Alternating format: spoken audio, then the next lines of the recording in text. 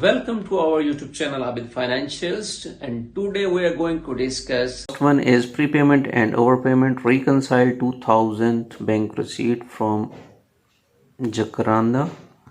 We shall go there. This is bank account, and here we shall see the 2000 from the Jacaranda. Okay, and now we shall match with this one.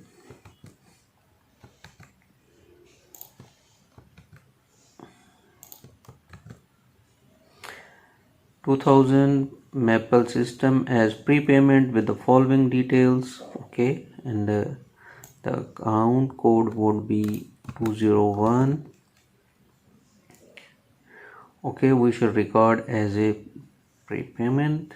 It's not here, and we shall record it as a new transaction.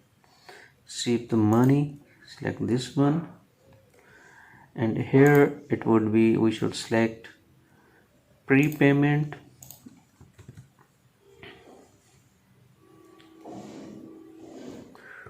The account would be photoshoot income, and tax on income 20%. Okay, region is central,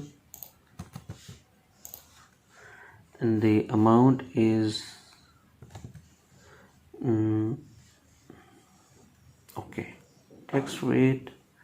And now we shall save this one without any other changes.